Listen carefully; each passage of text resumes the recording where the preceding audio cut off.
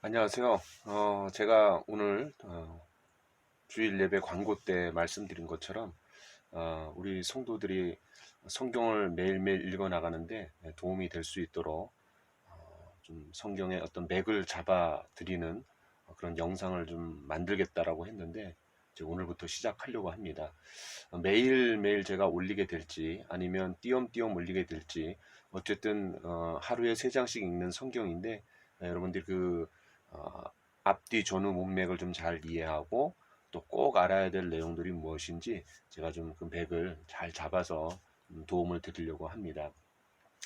어느 교회나 말씀과 기도 강조하지 않은 교회가 없을 것 같아요. 그러나 특별히 우리 행복한 교회는 성경 말씀을 읽고 영의 양식으로 매일매일 읽고 또 그 말씀을 따라 하나님 앞에 하나님께서 말씀을 통해서 우리에게 말을 걸어 오셨기 때문에 또 내 편에서 그 하나님의 말씀을 듣고 또 하나님께 말씀을 하는 것, 말씀을 드리는 것, 이게 이제 기도죠. 그래야지 말을 주고받으면서 의사소통이 일어나듯이 하나님께서 우리에게 말씀하시고 우리는 하나님께 기도로 말씀하고 말씀 드리고 이런 것들이 잘 이루어질 때 이것이 신앙생활의 가장 기본이고 또 신앙생활의 토대입니다. 그래서 우리 행복한 교회는 말씀과 기도를 너무너무나 강조합니다. 하나의 어떤 쉽게 이해할 수 있는 비유를 든다라면은 이제 자전거가 있는데 이 자전거가 쓰러지지 않고 앞으로 쭉쭉 나가려면은 이 페달을 밟아야 됩니다. 그런데 양쪽에 있는 페달이 뭐냐면 말씀이라는 페달과 기도라는 페달이 있는데 이 말씀과 기도의 페달을 열심히 밟으면은 앞으로 믿음의 삶을 쭉쭉쭉쭉 나갈 수 있는 겁니다. 자, 그래서 아, 우리 행복한 교회가 이렇게 성경 말씀을 강조하는데 제가 여러분들이 매일매일 성경을 잘 읽을 수 있도록 좀 도움을 드리려고 합니다. 자, 그런데 이미 이제 우리가 그 창세기, 출애굽기, 레위기, 민수기 끝났어요. 그리고 이제 토요일은 신명기 1장, 2장, 3장, 그리고 이제 오늘은 4장, 5장, 6장, 그리고 월요일은 7장, 8장, 9장인데 그 앞에 있는 내용을 뭐 소급해서 제가 다 설명드릴 수는 없고 우리가 지금 읽고 있는 책이 신명기니까 신명기와 연관해서 조금 제가 설명을 하려고 합니다. 오늘은 조금 시간이 길어질 것 같아요. 자, 먼저 모세오경, 성경의 제일 처음 5권을 모세가 기록한 모세오경이라고 이제 얘기를 하죠. 제가 성경을 깊이 알고 배우고 연구해 나갈 때 어떤 분이 저한테 이렇게 얘기하셨어요. 성경 전체 66권 중에 가장 처음 5권을 시간이 나는 대로 많이 읽고 가능하면 암기하고 순서를 좀 잘 알아둬라 이렇게 말씀을 이제 하셨는데 그 말을 들은 이후로 저는 시간이 날 때마다 모세오경을 읽고 흐름을 머릿속에 집어넣고 또 묵상하고 지금까지 한 20여 년 동안 그렇게 한 15년 정도 그렇게 해온 것 같아요. 그 결과 제 삶이 굉장히 달라졌습니다. 그리고 성경을 보는 눈이 완전히 그냥 새롭게 열렸습니다. 그래서 여러분도 이 모세오경 시간이 날 때마다 늘 읽고 나의 것으로 삼고 그러셨으면 좋겠어요. 자, 그런데 이 모세오경은 전체 성경 66권의 가장 토대입니다. 다시 말해서 이 모세오경을 모르고서는 전체 성경을 깊이 들어갈 수가 없어요. 이해할 수도 없고. 그러니까 다른 성경들은 이 모세오경을 이미 다 알고 있다라는 전제하에 기록되고 있는 거예요. 쉽게 우리가 비유를 들자면은 빙산의 일각이죠. 물 수면 위에 나와 있는 그 뾰족한 부분, 눈에 보이는 부분이 신약 성경이라면 사실은 그 밑에 어마어마한 눈에 보이지 않는 그 빙산, 수면 아래에 있는 빙산이 구약이라고 할 수 있고 그 구약 중에서 가장 중심이 되는 게 뭐냐? 바로 모세오경입니다.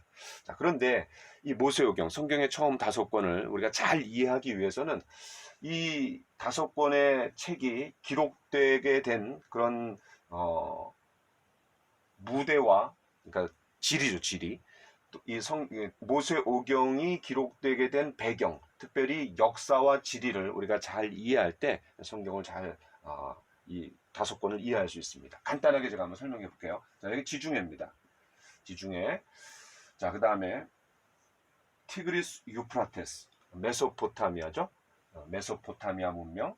여러분 메소포타미아라는 말 자체가 두 강 사이에라는 뜻이에요. 두 강 사이에. 이 두 강 사이에 얼마나 충족토겠어요. 그러니까 여기서 문명이 발생하는 거죠.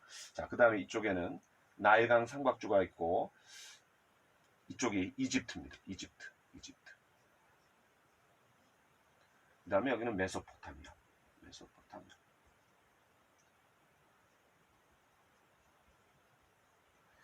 여러분 4대 문명을 잘 아시죠?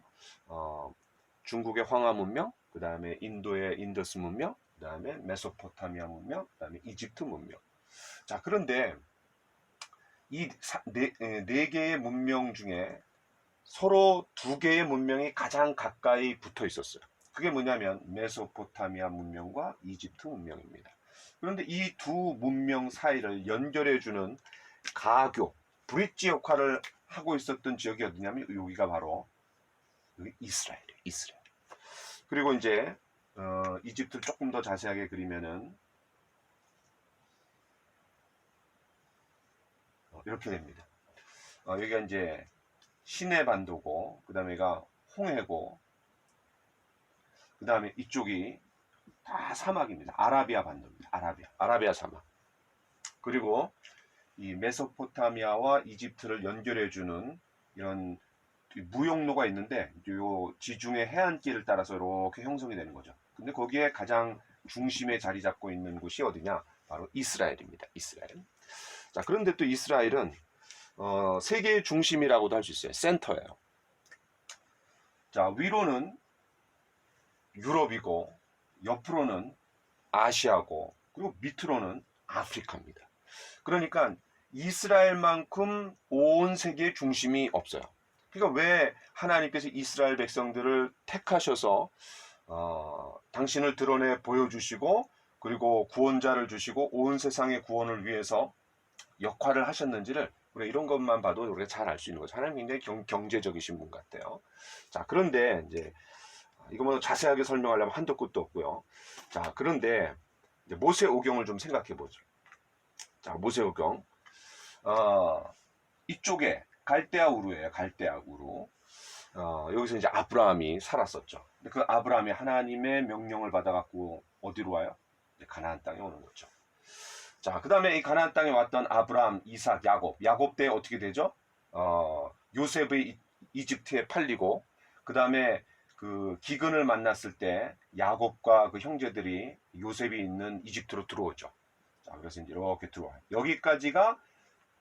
여기서부터 여기까지. 물론 이제 그 전에는 하나님께서 천지 창조하신 내용이 나오고, 그 다음에 이스라엘이 본격적으로 시작이 되는 시조인 이제 아브라함이 갈대아 우르에서 지내다가 그 우여곡절 끝에 그 가족들이 이제 야곱 때에 와갖고 이집트에 들어가죠. 여기까지가 바로 창세기입니다.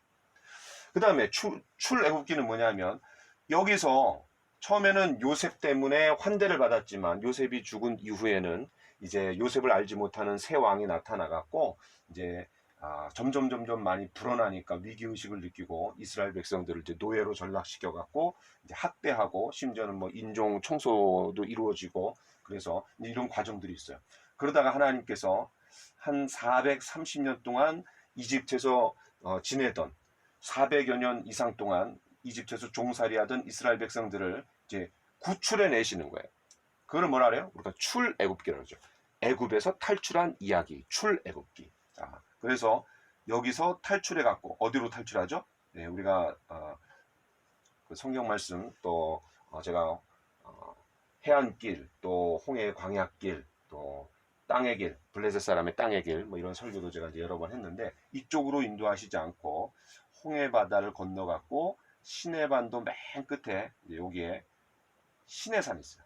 시내산. 이 시내산에 하나님께서 데리고 가셔갖고 약 1년 정도 지내면서 이스라엘 백성들을 말씀 훈련을 시키는 거예요. 자, 그래서 여기서부터 여기가 바로 이제 출애굽기. 자, 그 다음에 이제 세 번째 책이 뭐죠? 레위기입니다. 근데 레위기는 더 이상 움직이지 않아요. 그래서 어떤 면에서 레위기가 재미없는 이유가, 창세기는 여기서부터 여기까지 계속해서 움직이고 뭐 우여곡절이 많잖아요. 그러니까 좀 흥미진진하고 재밌는데, 또 출애굽기는 애굽에서 종살이 하다가 홍해를 건너갔고 또 시내산까지 이르는 과정, 뭐 그 과정에서 원망하고 불평하고 이런 이동의 이제 그런 과정이 있기 때문에 재미가 있는데 레위기는 재미가 없어요. 왜냐하면 요 시내산에서 주어진 책이기 때문에 그래요. 여기서 아까 제가 뭐라 그러냐면 한 1년 정도 머문다 그랬어요. 그때 주어진 책이 바로 레위기예요. 자, 그 다음에 민수기. 자, 민수기는 뭐냐면 이제 1년 정도 있다가 여기서 이제 출발을 해요. 출발을 해갖고 자, 여기 보면은 가데스 바네아라는 곳이 있어요. 이스라엘 입장에서 보면은 굉장히 남쪽에 있는 아주 저 남쪽 밑이죠. 그런데 여기서 우리가 잘 알고 있는 민수기 13장 14장에 가나안 정탐꾼을 보내죠. 그래서 하나님께서 각 지파마다 한 명의 지도자씩 뽑아갖고 12명을 40일 동안 이 가나안 땅을 탐지하게 하는데 그들이 돌아와갖고 10명의 보고와 2명의 보고가 완전히 그냥 달랐어요. 그때 이 10명의 보고가 굉장히 부정적인 보고를 했죠. 믿음 없는 보고를 했죠. 그래서 어떻게 돼요? 결국은 그 40일 동안을 탐지했던 날수를 하루를 1년으로 쳐갖고 40년 동안 이제 광야에서 뺑뺑이 도는 거죠. 훈련을 받는 거예요. 그러면서 어떻게 되죠? 이 광야에서 보내는 시간 동안 결국은 출애굽했던 1세대들이 다 죽게 됩니다. 누구만 살아요? 이제 갈렙과 여호수아만 살아갖고 결국은 여기 들어가죠. 그때 2명의 보고가 이제 갈렙과 여호수아죠. 자, 그래서 그 40년 동안의 방황이 뺑뺑이 돌았던 광야 훈련이 끝나고 이제 이 남쪽으로 해서 이렇게 치고 들어가기보다는 하나님께서 그렇게 인도하시지 않고 이렇게 둘러갖고 이 중간으로 요단강을 건너서 이스라엘 백성들을 들어가게 하시는 거예요. 쉽게 비유를 들자면은 뭐 인천 상륙 작전하고 비슷한 거죠. 그렇죠? 인천 쪽을 해갖고 북쪽으로 또 남쪽으로 그렇게 해서 쫙 정복 전쟁이 일어날 수 있도록 이제 하나님께서 하신 거죠. 근데 그 과정에서 에돔 족속이 있고 그 다음에 모압 족속이 있고 그 다음에 에돔과 모압을 지나갖고 이제 여기 이렇게 들어가는 거예요. 자, 그래서 여기서부터 시내산을 출발해갖고 모압 그 가나안 땅에 들어가기 전에 이제 여기가 이제 여기 넓게는 여기 요 지역은 뭐냐면 이제 모압이고 여기는 이제 에돔이라고 할 수 있는데 아까 제가 조그맣게 그랬는데 여기는 에돔이고 그러니까 이스라엘로 보면은 남서쪽 저 밑쪽에 그쪽이 이제 에돔이고 그 다음에 그 위에 이제 이스라엘로 보면은 동편 쪽에 여기가 이제 모압이에요. 오늘날로 말하면 이제 요르단이에요. 요르단. 그래서 요 들어가기 직전까지 그래서 시내산에서 여기 들어가기 직전까지는 뭐라냐면 이걸 민수기라니 민수기. 그 다음에 여기에 거의 도착해갖고 막 들어가기 직전에 여기에서 주어진 책이 뭐냐면 그게 바로 신명기입니다. 신명기. 자, 그런데 아까 창세기랑 출애굽기는 흥미진진하다 그랬어요. 왜냐하면 이동이 있고 또 스펙터클하죠. 그런데 레위기는 재미가 없다 그랬어요. 왜냐하면 그냥 한 장소에서 주어진 상태에서 계속해서 이제 율법을 이제 하나님이 법규를 주시는 거니까. 그 다음에 민수기는 또 재밌어요. 왜냐하면 뭐 이 과정에서 원망하고 불평하고 뺑뺑이 돌고 뭐 이런 과정들이 있어요. 재밌어요. 그런데 또 이 신명기는 재미가 없어요. 왜냐하면 요 한 장소에서 그냥 주어진 거예요. 이동이 없어요. 이동. 그러니까 레위기나 신명기가 이동이 없어요. 이동이. 역동성이 없는 거죠. 활동이 없는 거죠. 계속 그냥 듣는 거예요. 듣는 거. 자, 그러나 이 신명기가 다른 어떤 책보다도 중요합니다. 심지어는 이 신명기를 뭐라 하냐면 구약 성경의 심장박동이라고까지 합니다. 여러분 심장이 잘 뛰어야지 생명력이 넘치고 또 활력이 있잖아요. 그것처럼 이 신명기는 굉장히 딱딱하고 어려운 책처럼 느껴지는데 그러나 이후 이스라엘 백성들의 미래를 결정하는 책이고 그리고 더 나아가서 이 신약 성경에도 상당히 영향을 많이 미치고 그리고 구약의 이스라엘 백성들의 역사에 아주 이 신명기에 주어진 말씀에 따라서 어떻게 살았느냐에 따라 그들이 축복도 받고 심판도 받고 저주도 받고 다시 그것을 회복하는 이런 모든 역사의 가장 근본적인 토대가 뭐냐면 신명기입니다. 때문에 이스라엘 백성들이 잘못할 때마다 이 예언자들이 나타나고 심판하고 그 다음에 하나님께 돌아오라 라고 얘기하는데 그럴 때마다 언제나 언급하는 가장 이 기저에 있는 말씀이 뭐냐면 신명기입니다. 신명기. 그만큼 이 신명기가 중요하다는 거예요. 자, 그러면 이제 간단하게 이 5개의 책이 이루어지는 과정에서 그 역사와 또 무대와 지리에 대해서 좀 잠깐 살펴봤습니다. 창세기는 시작의 책이라고 할 수 있어요. 모든 게 이제 시작이 되고, 특별히 창세기 12장부터 50장까지는 이스라엘이 시작되는 책이고, 그 다음에 출애굽기는 어떤 책이에요? 구속의 책이에요. 구원받는 책이에요. 그죠? 이집트에서 어떻게 구원받느냐. 그 다음에 레위기는 뭐냐면 이제 이 시내산에 가갖고 그럼 구원받은 사람들이 어떻게 거룩한 삶을 살아야 되느냐라고 이론적인 내용을 배워요. 근데 이론만 있으면 안 되죠. 이제 그것을 삶의 현장에서 실습해 봐야 되잖아요. 그게 뭐냐면 민수기예요. 그러니까 레위기도 민수기도 똑같이 주제가 뭐냐면 거룩, 성결이에요. 그런데 레위기는 이론적인 거라면 이 민수기는 이제 실제 훈련을 한번 실습해 보는 거죠. 그 다음에 이제 신명기는 뭐냐면 이 신명기의 뜻 자체가 뭐냐면 second law, 두 번째로 주어진 책이라는 뜻이에요. 그런 이제 그 의미가 이제 있어요. 이 두 번째로 주어진 책이라는 의미가 뭐냐면 아까 우리가 민수기에서 가나안 정탐꾼 사건 때문에 이스라엘 백성들이 40년 동안 광야에서 방황하고 그 결과로 출애굽했던 1세대들이 다 죽었다 했어요. 자, 그러면 처음 출애굽할 때 어린애들, 그리고 출애굽해갖고 광야에서 태어난 애들, 그런 애들이 이제 장성해갖고 결국은 이제 가나안 땅에 들어가게 되는데 1세대들은 요 시내산에서 하나님이 주신 그런 율법에 대해서 1년 동안 배웠어요. 말씀 훈련을 받았어요. 그런데 이 출애굽 2세대들은 그것을 배울 수 있는 기회가 없었잖아요.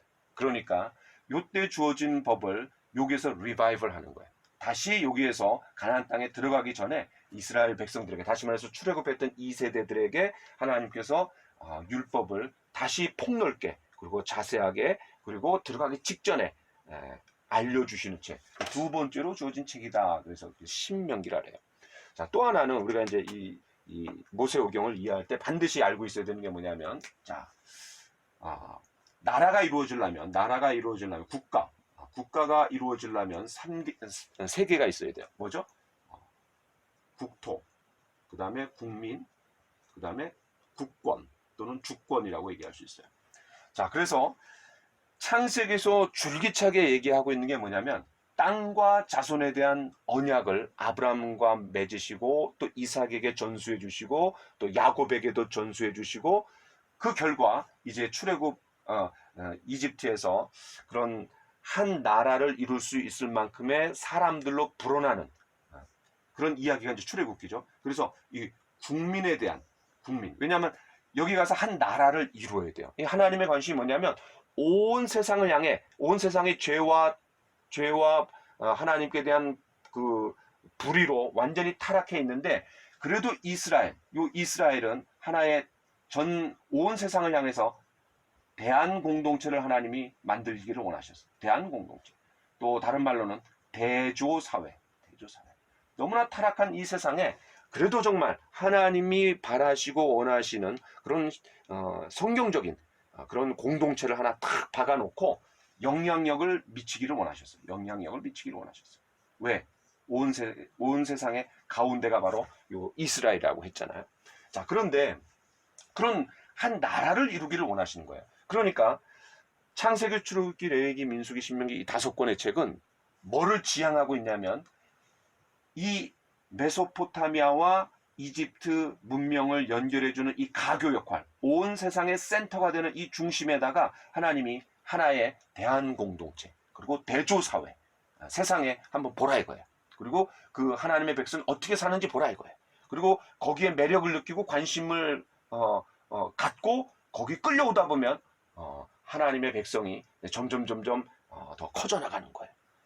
자, 그런 것을 기대하신 거예요. 자, 그런데 그 한 나라가 이루어지려면 이 세 가지 요소가 필요해요. 자, 그러면 국토는 어디예요? 가나안 땅이죠.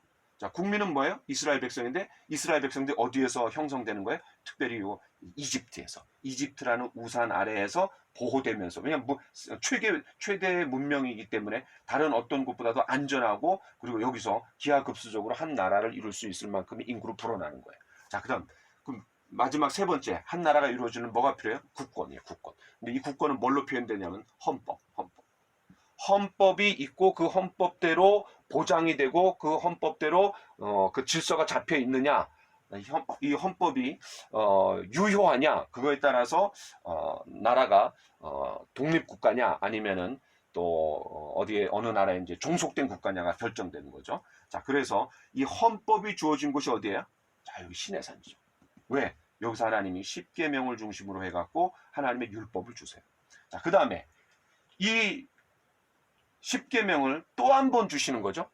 왜 또 한 번 줘요? 아까 출애굽했던 2세대에게 하나님께서 다시 이거를 리바이벌 해주셔야 되는 거 아니에요. 다시 주셔야 되는 거 아니에요. 그래서 이 신명기에서 하나님이 또 십계명을 주세요. 그래서 성경에 십계명이 두 번 나오는데 출애굽기 20장, 출애굽기 20장에 나오고 그 다음에 신명기 5장에 십계명이 나와요. 그 이유가 바로 이런 역사의 어떤 흐름 때문에 그렇다는 거예요. 여러분들이 그 정도 이해하시고 신명기를 좀 보시면 좋을 것 같아요. 자, 그럼 이제 신명기에 본격적으로 한번 신명기로 좀 들어가 보겠습니다. 자, 신명기는 여기다 할게요. 신명기는 크게 34장까지 있습니다. 신명기 34장. 자, 그런데 이 신명기는 모세의 입장에서 한번 생각해 볼게요. 모세의 입장에서. 자, 이제 40여 년 동안 함께 광야 생활을 지냈던 이스라엘 백성들, 정말 자기의 아들과 같은, 자기가 직접 낳은 건 하지만 아들과 같은 이스라엘 백성들이 이제 젖과 꿀이 흐르는 가나안 땅에 들어가기 직전이에요. 그들을 바라볼 때 정말 꼭 해주고 싶은, 꼭 당부해주고 싶은, 왜냐하면 그곳에 들어가 갖고 하나님이 원하시는 그런 대한 공동체, 대조사회를 만들어서 온 세상에 정말 하나님의 백성이 어떻게 살아가느냐, 그 하나님이 원하시는 백성의 삶이 무엇이냐, 그리고 어떤 목적을 가지고 이 하나님 백성을 만들었느냐, 이거를 온 세상에 바라볼 수 있도록 하나의 어항 속의 금붕어처럼 센터에 두셨는데, 그 모세 입장에서 이스라엘 백성들이 가나안 땅에 들어가기 전에 정말 얼마나 해주고 싶은 얘기가 많겠어요. 마치 자식을 사회로 보내기 전에 부모가 잘 준비시켜서 잘 정말 정신교육시켜갖고 어떻게 해서든 정말 이 사회에서 역할과 기능을 발휘할 수 있는 좋은 일꾼이 되도록 그런 부모의 마음과 심정을 가지고 정말 정성을 담아서 꼭 해주고 싶었던 그런 이야기들, 자신의 경험들 얘기해주고 싶잖아요. 그런 것들을 얘기해주는 그런 모세의 애틋함이 담겨져 있는 게 신명기예요.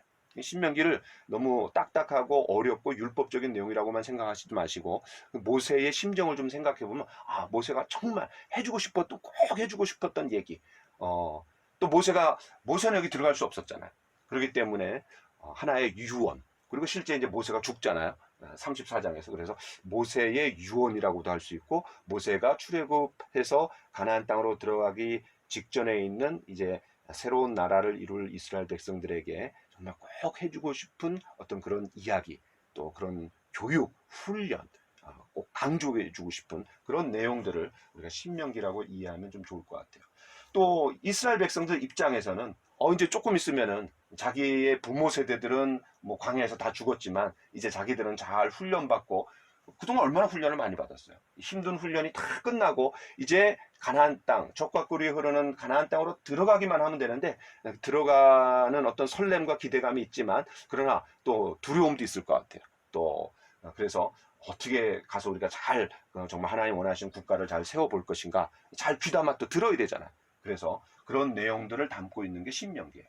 자, 신명기는 그런데 1장부터 이제 34장까지 있는데 크게 5부분으로 나눌 수 있어요. 첫 번째 뭐냐면 과거의 기억. 두 번째는 현재의 순종. 세 번째는 미래의 언약. 그 다음에 네 번째는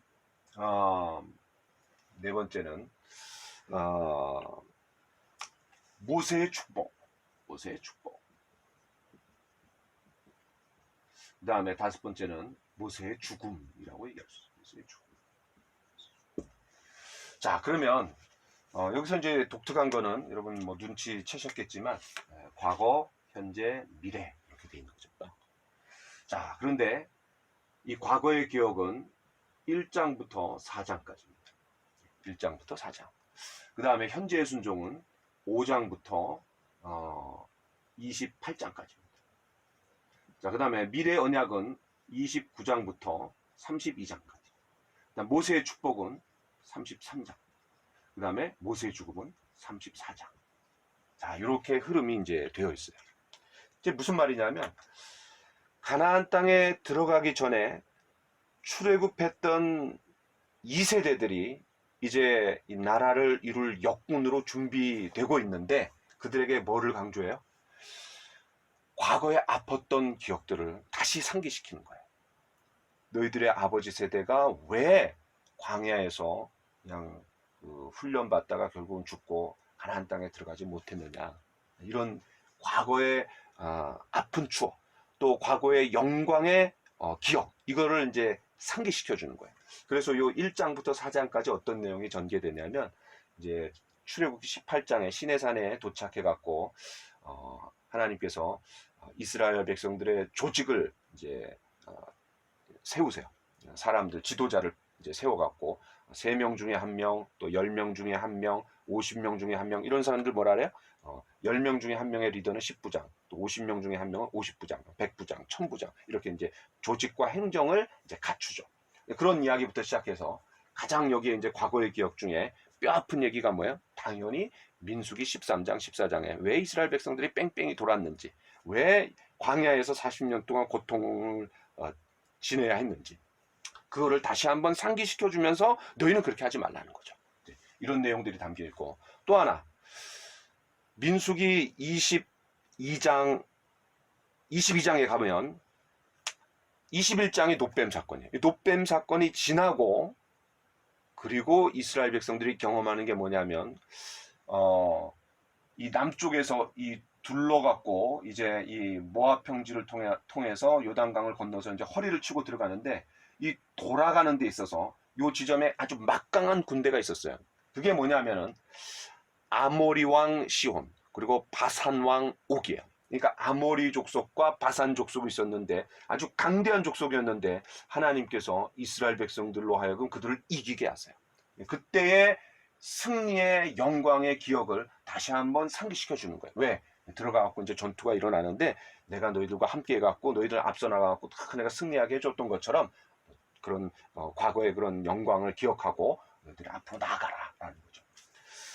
자, 그래서 그런 내용들이 담겨져 있는 게 이제 1장부터 4장까지고, 특별히 이제 4장에서는 이스라엘 백성들이 왜 전 세계 유례 없는 위대한 큰 나라인가?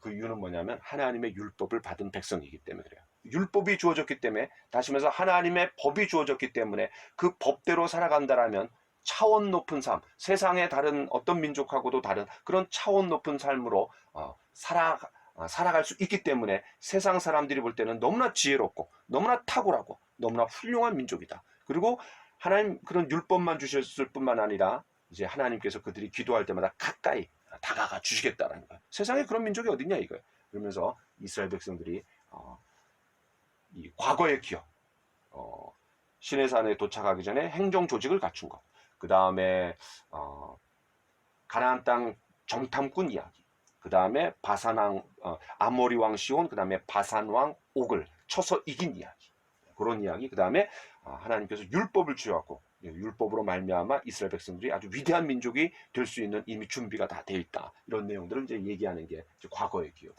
자, 그다음에 이제 현재의 순종. 현재의 순종은 뭐냐면 결국 이제 현재가 가장 중요한 거죠. 과거는 뭐 지나간 거고 미래는 아직 오지 않았고 결국 현재가 이제 가장 중요한 건데, 여기에 이제 핵심이 뭐냐면은, 자, 이게 뭐냐면 결국 이스라엘 백성들이 하나님의 말씀에 따라 순종하는 백성이 돼야 돼요. 그리고 그 훈련을 지금 줄기차게 이 광야 40년 동안 해온 거 아니에요?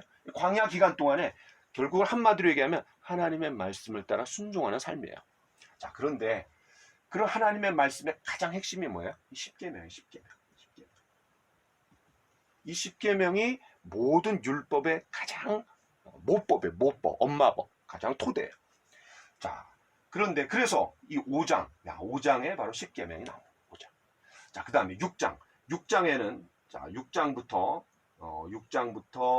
11장까지, 그 다음에 12장부터 26장까지, 28장까지 이렇게 이제 크게 두 부분으로 나누어질 수 있는데, 그 10계명을 5장에서 주고 6장에서는 뭐를 강조하냐면 이스라엘의 하나님이 많은 신들 중에 탁월한 신이 아니라 유일한 하나님이라는 거예요. 유일한 신이라는 거예요. 자, 그래서 6장에 그런 너희들의 하나님은, 너희들이 믿는 신은 이 많은 잡신들 중에 탁월한 신이 아니라 그 또 하나의 어떤 그런 신이 아니라 one of them이 아니라 유일한 하나님, 바로 그런 하나님이라는 것을 강조하는 게 이제 6장이에요. 자, 그 다음에 이제 7장, 8장, 9장 이렇게 쭉 나오는데 요 10계명을 확대해 갖고 주신 내용이 뭐냐면 6장부터 28장까지. 자, 다시 한번 얘기합니다. 10계명이 5장에 나오고 그 다음에 6장부터 28장까지가 이 10계명을 확대한 법이에요. 자, 이게 뭐랑 똑같냐면 여러분 한번 생각해 보세요. 우리가 이제 큐티도 하고 있는데 여러분 출애굽기에 10계명이 20장에 있다 그랬어요. 20장. 그 다음에 21장, 22장, 23장 3장이 뭐냐면은 그 10계명을 확대해 준 법이에요. 확대해 놓은 법. 그 다음에 24장이 뭐예요? 여기에서 이제 시내산 언약을 맺는 거예요. 하나님께서 이제 이스라엘 백성들에게 언약을 맺으셔갖고 이스라엘의 하나님이 되고 이스라엘은 하나님의 이제 백성이 되는 거예요. 자, 그래서 24장이 이제 언약인데 그거와 마찬가지로 이때도 20장에서 10계명을 주시고 21장, 22장, 23장에서 그 10계명이 확대된 법을 주셨던 것처럼 5장에서 10계명을 주시고 그 다음에 이때보다 훨씬 더 자세하고 구체적으로 또 실제적으로 6장부터 28장까지 확대해갖고 10계명의 내용들을 확장해서 주시는 것이 바로 이 현재의 순종이에요.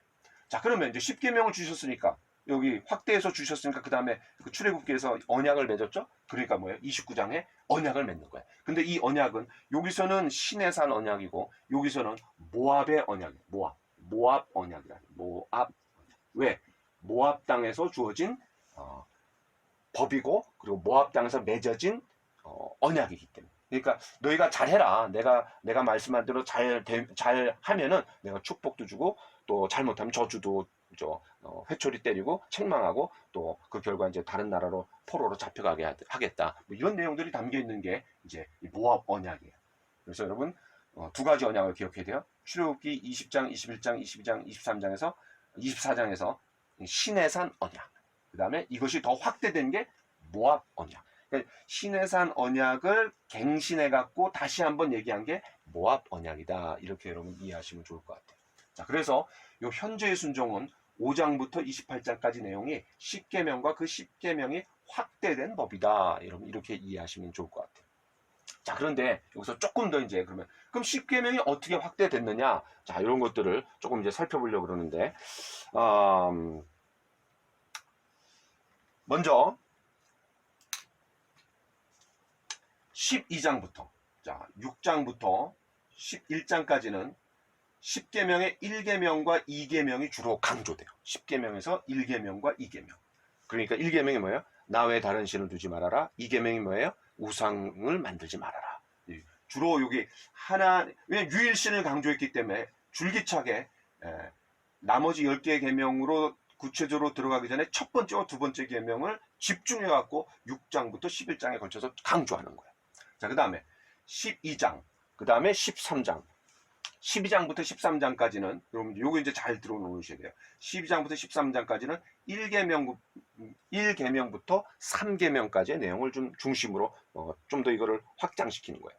자, 그 다음에 14장부터 16장 14장부터 16장 17절까지는 어떤 내용이 이제 중심이 되냐면 4계명 1계명부터 3계명까지 얘기했으니까 이제 4계명을 중심으로 조금 더 폭넓게 다양하게 확대해 갖고 이제 주시는 거예요.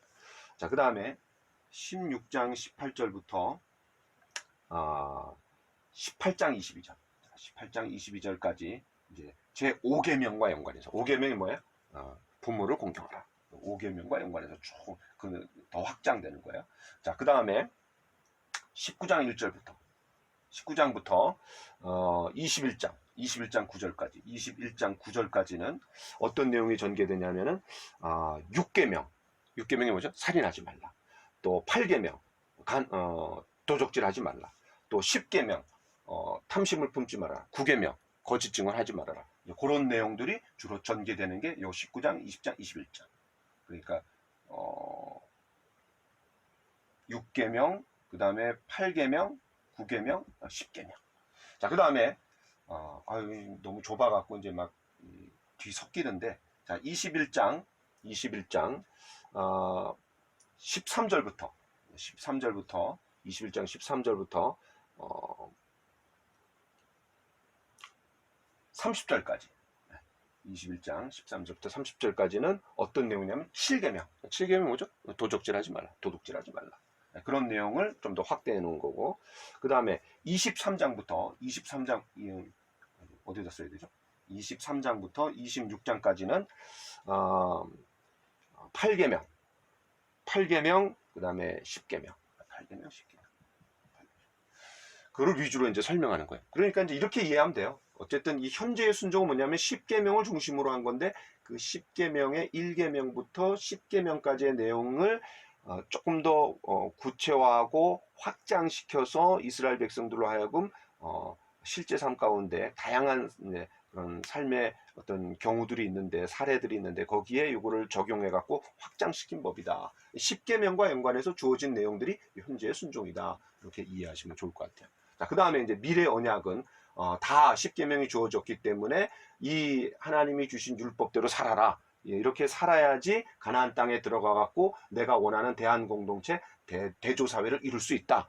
이렇게 이제 말씀하셨기 때문에 하나님이 이제 언약을 다 말씀하실 거를 말씀하셨고, 이제 언약을 맺으면 되는 거예요. 언약. 그래서 이제 29장은 모압 언약.